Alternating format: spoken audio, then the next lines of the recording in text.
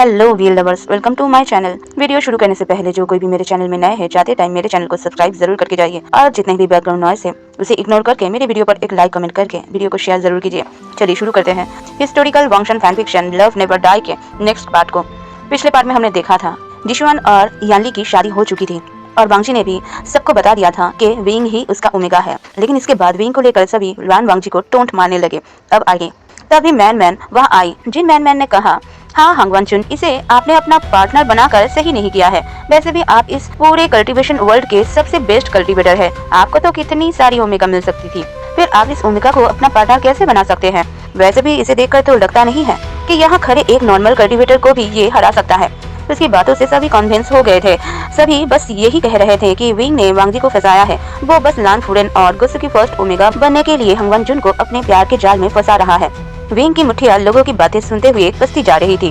तभी लोगों में भी बातें होने लगी कि विंग का चेहरा जरूर खराब होगा, इसी वजह से वो अपने चेहरे को छुपा कर रखा है।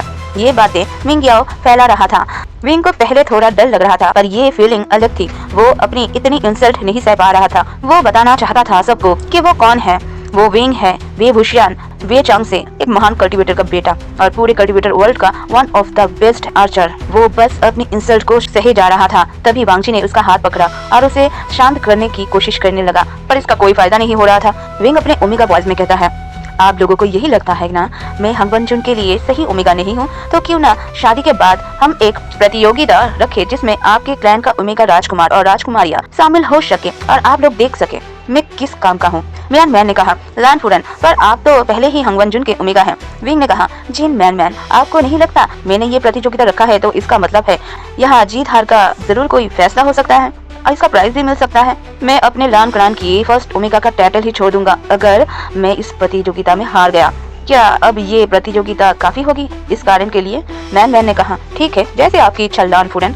विंग ने कहा, ठीक है, तो कल ये प्रतियोगिता होगी और जिन क्लैन में ही होगी। ये बोल वो वहाँ से चला गया। वांगजी उसके पीछे ही जाने लगा। मैन और मिंगयाओ विंग की बातें सुनकर काफी खुश थे। वही बाकी के क्लैन लीडर्स ने भी अपने अपने ओमेगा राजकुमार और राजकुमारियों को यहाँ बुलाना शुरू कर दिया था, जिससे ये भी साबित हो सके कि उनके राजकुमार और राजकुमारियाँ बेस्ट है। अब कमरे में जाकर वांगजी ने कहा विंग से, तुमने ये क्या किया विंग? तुम ऐसे कैसे कर सकते हो? ये फर्स्ट ओमेगा का टाइटल अंकल ने कुछ सोच कर तुम्हें दिया था और तुम ऐसे उनकी इंसल्ट नहीं कर सकते। विंग ने कहा, मैंने कोई इंसल्ट नहीं किया है, मुझे पता है मैं क्या कर रहा हूँ। और रही बात इस टाइटल की, मैं इतना कैपेबल हूँ कि कल की प्रतियोगिता में इसे पूरे कल्टीवेशन वर्ल्ड के सामने हासिल कर सकूँ। वांगजी ने कहा, विंग क्या तुम ये सच में कर सकते हो ना? विंग ने कहा, अगर मैं नहीं कर सकता तो मास्टर लैन मुझे कभी भी फर्स्ट ओमेगा नहीं बनाते। तो तुम मुझ पर भरोसा करो या ना करो, तुम्हें तुम्हारे अंकल पर भरोसा करना चाहिए और मुझे इस बात पर विश्वास है कि मैं ये काम कर सकता हूँ। वांगजी ने कहा, जैसे तुम्हारी मर्जी, अब बाहर तो चलो, हम ऐसे यहाँ इतने टाइम तक अकेले नहीं रह सकते। विंग ने कहा, मुझे नहीं जाना है, मैं कुछ टाइम अपने साथ अकेला रहना चाहता हूँ, क्या मैं ऐसा कर सकता हूँ? वांगजी ने कहा, ठीक है विंग, मैं यहाँ से जाता हूँ, मैं बाद में आऊंगा। विंग ने बस नोट किया और वांगजी वहाँ से चला गया। विंग ने कहा, क्या ये सब मैंने अपनी सेल्फ रेस्पेक्ट के लिए किया या मैंने ये सब लान के साथ खुशी से रहने के लिए किया? मैं खुद ही अपनी फीलिंग्स को समझ नहीं पा रहा। क्या हो रहा है ये सब क्यों मेरे साथ हो रहा है? अब आधी रात को वांगजी उनके कमरे में आया। वो लड़खड़ाते कदमों से विंग के पास आया। विंग बेड पर एक तरफ सो रहा था। वांगजी की आंखें पूरी तरह गोल्डन थी, उसे अपनी पूरे बॉडी में हॉट फील हो रही थी। वो धीरे से विंग के करीब आया। उसने विंग को एक बार देखा और झुककर उसे किस करने लगा। वो काफी पैशनेटली विंग को किस कर रहा था। वो काफी ब्रूटली और रूथली उसके लिप्स को सक कर रहा था। विंग की नींद भी इससे खुल गई थी। वांगजी को देखकर वो एक पल के लिए डर गया और उसे खुद से दूर करने लगा। विंग वांगजी को खुद से दूर पुश कर रहा था। एक बार के लिए उसने वांगजी को खुद से दूर किया। वो कुछ कह पाता उससे पहले ही विंग की नजर वांगजी पर गई, जिसकी आंखें पूरी तरह से गोल्डन थी। उसकी आंखों में लस्ट और डिजायर साफ नजर आ रही थी विंग को। विंग ने मन में कहा, क्या लानजान की रट शुरू हो गई है? अब मैं क्या करूं? वांगजी फिर से विंग की तरफ आने लगा और अपनी सैंडलवुड सेंट रिलीज करने लगा। विंग को भी अपनी बॉडी हॉट होती हुई महसूस हो रही थी। विंग तुरंत वांगजी से दूर गया और अपने सामानों में से कुछ मेडिसिन निकालने लगा। उसने तुरंत उस मेडिसिन को खा लिया। वांगजी ने उसे पीछे से हक किया और विंग की नेक को स्निक करने लगा। वो विंग की नेक को ब्रूटली सक और लिक कर रहा था। वो जिस तरह से विंग के नेक पर हिचकी और मार्क बना रहे थे, विंग ने टाइटली अपने रोप्स को पकड़ लिया। उसका दिमाग कह रहा था ये सब गलत है, पर दिल वांगजी को चाहता था। विंग ने वांगजी को खुद से पुश किया। वांगजी उससे दूर हुआ, पर वांगजी की मुट्ठियां इससे कस गई। उसने विंग के वेस्ट को टाइटली पकड़ा। और पूरे एग्रेशन के साथ किस करने लगा, बाइट करने लगा। उसने फोर्सफुली विंग के ऊपर के रोप को भी उसके बॉडी से अलग कर दिया। विंग अब वांग जी के सामने हाफ नेकेड था। वांग जी उसे अभी भी किस कर रहा था। विंग ने जैसे ही फिर से उसे पुश करना चाहा, वांग जी ने उसके हाथ को टाइटली पकड़ा और पीछे बैक की तरफ कर दिया। विंग भी अब मदहोश हो रहा था। उसने वांग जी की किस का रिप्लाई करना भी शुरू कर दिया था। वांग जी ने देखा कि अब विंग भी उसका रिप्लाई कर रहा है, तो उसने विंग को और फोर्सफुली किस करने लगा। 10 मिनट बाद विंग और वांग जी को जब सांस लेने में प्रॉब्लम होने लगी, तब वांग जी ने विंग को छोड़ा। विंग गहरी गहरी सांसें ले रहा था। वांग जी ने अपना एक हाथ विंग के चेस्ट पर रखा और उसके नेक पर किस लिक और सक करने लगा। वो विंग के कॉलर बन पर बाइट भी कर रहा था और वो थोड़ा भी जेंटल नहीं था। फिर वो धीरे धीरे उसके चेस्ट पर भी किस लिक और सक करने लगा। उसके निपल्स को भी अपने माउथ में लेकर खींचने लगा। वो काफी बुरी तरह उस पर बाइट कर रहा था। विंग को पेन और प्लेजर एक साथ महसूस हो रहा था। वो बस गहरी गहरी सांसें ले रहा था और बार बार लैंगजन का नाम पुकारे जा रहा था। उसकी आंखों से हल्के हल्के आंसू निकल रहे थे। विंग ने अपने सांसों को काबू करते हुए कहा, alpha alpha silencing spell alpha. Wing ये अपने ओमेगा वॉइस में बोल रहा था। वांग जी ने बस नोट किया और कमरे के चारों तरफ साइलेंसिंग स्पेल लगा दिया। फिर विंग को उठाकर बेड पर ले आया। विंग बस एक तक वांग जी को देखे जा रहा था। वांग जी ने विंग को लिटाया और उसके ऊपर आ गया और एग्रेसिवली विंग के लिप्स को सक और बाइट करने लगा। उसके हाथ विंग के पूरे शरीर पर घूम रहा था। विंग बस आंखें बंद कर उस प्लेजर को फील कर रहा था जो वांग जी उसे दे रहा था और उसके माउथ से लगातार मॉर्निंग के साउंड निकल रहे थे। विंग के मॉर्न को सुन वांग जी का बचा कुचा कंट्रोल भी लूज हो गया। उसने एक झटके से विंग के लोअर क्लॉथ को भी उसके बॉडी से अलग किया। विंग अब वांग जी के सामने पूरी तरह नेकेड था। अब वांग जी ने अपने भी क्लॉथ को निकाल कर फेंक दिया और ब्रूटली विंग के बेली को किस लिक और बाइट कर रहा था और उसके साथ विंग के थाइस पर अपने हाथ चला रहा था। वो धीरे धीरे उसके थाइस को सक और बाइट करने लगा। वांग जी का लोअर पार्ट पूरी तरह से हार्ड हो गया था। उसने विंग का एक हाथ पकड़ा और उसे अपने लोअर पार्ट पर रखा और अपनी अल्फा वॉइस में कहा, मूव। विंग तो हक्का बक्का होकर एक बार अपने हाथ को और एक बार वांग जी को देख रहा था। विंग को ऐसे देखते हुए देखकर वांग जी ने कहा, मूव करो। विंग ने अपने कांपते हाथों से वांग जी के लाइन को मूव करना स्टार्ट कर दिया। वांग जी को इससे काफी प्लेजर फील हो रहा था। वांग जी के फेस पर सेटिस्फेक्शन साफ दिख रहा था। वांग जी ने कहा, फर्स्ट फास्ट और फास्ट। ये बोलते हुए उसने विंग के हाथों को पकड़ा और फास्टली मूव करने लगा। 30 मिनट तक मूव करने के बाद तब जाके वांग जी रिलीज हुआ। विंग और वांग जी गहरी सांस ले रहे थे। वांग जी अब विंग के बनी को अपने माउथ में लेकर सक करने लगा। विंग तो बस शॉक हो गया वांग जी के इस सडन एक्शन से। विंग वांग जी को खुद से दूर करने लगा। वांग जी ने उसे एक नजर घूरा। उसकी आंखों में गुस्सा और फ्रस्ट्रेशन था और साथ में लस्ट भी था, जिसे देख विंग अपने आप चुप हो गया। वांग जी ने भी अपनी स्पीड बढ़ा ली। विंग जैसे ही रिलीज होने वाला था, वांग जी तुरंत रुक गया।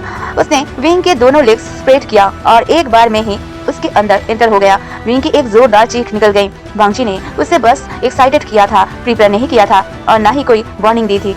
विंग को अपने गुफा के अंदर हद से ज्यादा पेन फील हो रहा था। उसे ये भी महसूस हो रहा था कि उसकी गुफा से अभी ब्लीडिंग हो रहा है। विंग वांग जी को खुद से दूर करने लगा, पर वांग जी ने विंग के दोनों हाथों को पकड़ के रखा और खुद को फर्स्टली रूटली और वाइल्डली पुश किए जा रहा था और हर पुश के साथ विंग की चीख निकल रही थी। इसमें कोई प्लेजर और जेंटल फीलिंग नहीं थी। ये इंटीमेसी बस एक लास्ट और डिजायर से भरा हुआ था। विंग को कुछ देर के बाद वांग जी अपने एब्डोमेंस में फील हो रहा था। वो दर्द से छटपटा रहा था। वांग जी लगातार उसे पुश किए जा रहा था और उसके चेस्ट और बेली पर किस और बाइट किए जा रहा था। 1 घंटे बाद जाकर वांग जी रिलीज हुआ। तब तक विंग बेहोश होने के कगार में आ गया था, पर 5 मिनट के रेस्ट के बाद वांग जी ने विंग को पलटा और उसके बैक पर किस और बाइट करने लगा और फिर से उसके साथ इंटीमेट होने लगा। वो अभी भी काफी रॉयल और रफ था। ऐसे ही वो पूरी रात अलग अलग पोसेस में विंग के साथ इंटीमेट हुआ। सुबह के 4 बजे वो रुका। विंग बीच में 2 बार बेहोश भी हुआ। जब उसने देखा वांग जी सो गया है, वो धीरे से वांग जी से अलग हुआ। उसके बॉडी में पेन था। वो ठीक से हिल भी नहीं पा रहा था, पर उसे पता था कि अगर वो अभी रेस्ट करेगा तो उसका पेन तो खत्म हो जाएगा, पर वो अपनी प्रतियोगिता में शामिल नहीं हो पाएगा। इसलिए वो धीरे से बेड से उतरा और लड़खड़ाते हुए बाथ एरिया की तरफ चला गया। उसने अपने आप को फ्रेश किया और वहां से निकल गया। 10 मिनट में वो रेडी हो गया। जब वो बाहर आया, उसने देखा वांग जी बेड की दूसरी तरफ था।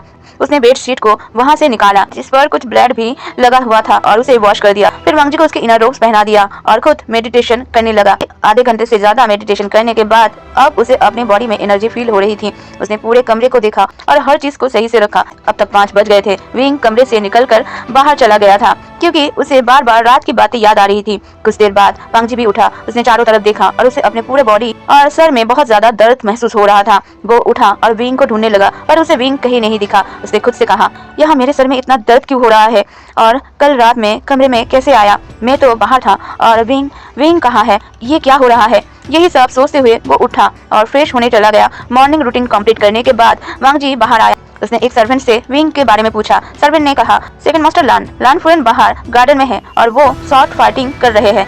वांग जी तुरंत वहाँ से चला गया और कुछ देर बाद ही वो पहुँच गया। विंग प्रैक्टिस कर रहा था। वो दर्द में तो था पर उसने कुछ मेडिसिन ली थी जो उसे वेन चिंग ने तब दी थी जब वो वेन क्लैन गया हुआ था। वांग जी बस विंग को शॉर्ट प्रैक्टिस करते हुए देख रहा था। जैसे ही उसे ये पता चला कि तो इसके पीछे है, उसने तुरंत अपनी तलवार को उस इंसान के गले पर रख दिया। विंग ने जब वांग जी को देखा उसने तुरंत शॉट शुबियान को नीचे कर लिया। वांग जी विंग को देखे जा रहा था। वांग जी ने कहा कल रात को कुछ हुआ था क्या? विंग को तो जैसे शौक लगा। उसने खुद के मन में कहा क्या लैंजन को कुछ भी याद नहीं कि रात को क्या हुआ हमारे बीच? क्या लैंजन वो सब भूल गया? पर क्या ऐसा हो सकता है? एक मिनट, लैंजन तो रथ में था ना, तो ये अभी ठीक कैसे बाहर आ सकता है? विंग को अपने सोच में गुम देखकर वांग जी ने कहा विंग क्या हुआ है? तुम क्या सोच रहे हो? मैंने कुछ गड़बड़ किया है क्या विंग? विंग ने कहा नहीं, कुछ भी नहीं हुआ। कल रात को आप आकर बस सो गए थे। ये बोलते हुए उसने अपने सर को झुका लिया। वो वांग जी की आंखों में नहीं देख रहा था। वांग जी ने इस बात पर ध्यान नहीं दिया। कुछ देर वांग जी वही विंग को प्रैक्टिस करते हुए देख रहा था। कुछ देर में वहाँ 2 सर्वेंट आए। उन्होंने बताया कि प्रतियोगिता शुरू होने वाली है और सभी लोग उन्हीं दोनों का इंतजार कर रहे हैं। वांग जी ने विंग का हाथ पकड़ा और वहाँ से प्रतियोगिता वाली जगह पर आ गया। सभी राजकुमार और राजकुमारियाँ जो कल्टिवेटर्स थी वो वहाँ मौजूद थी। विंग ने सभी को देखा। यानली बस विंग को देख रही थी। विंग ने उसे एक नजर देखा और जिशुआन और यानली को बो किया। उन्होंने भी विंग को बो किया। जियांग क्लैन के सभी लोग पहले से ही अपने क्लैन चले गए थे। बस जियांग चैंग था। निये हुए संग ने प्रतियोगिता में भाग नहीं लिया था। वो प्रतियोगिता को होस्ट कर रहा था। उसने सभी लोगों का स्वागत किया और प्रतियोगिता की शुरुआत की। उसने अनाउंस किया कि पहली प्रतियोगिता आर्चरी की होगी, सेकंड शॉर्ट फाइटिंग और तीसरा नाइट हंट। सभी ने नोट किया और वहां से पहले आर्चरी ग्राउंड पर आ गया। सभी के आने के बाद प्रतियोगिता शुरू हुई। सभी राजकुमार और राजकुमारियां अपनी अपनी कला वहाँ दिखा रहे थे। विंग बस वही खड़ा होकर ये सब देख रहा था। वो बस सभी को उनके तरीकों से आश्चर्य करते हुए देख रहा था। तभी को यही रोकते हैं। अभी आगे का स्टोरी में क्या होता है हम नेक्स्ट पार्ट में जान लेंगे। तो आपको क्या लगता है? कुछ तो गड़बड़ हो सकता है क्योंकि इंटीमेसी वाली बात विंग ने वांग जी से छुपाया है। तो आपको क्या लगता है? इस बात को लेकर आगे जाकर बहुत बड़ा तमाशा होने वाला है इनकी जिंदगी में। देखते हैं आगे क्या ही होता है। आपको क्या लगता है आप जरूर कमेंट करके बताइएगा। चलती हूँ, bye bye, be all the best, टिंग टिंग।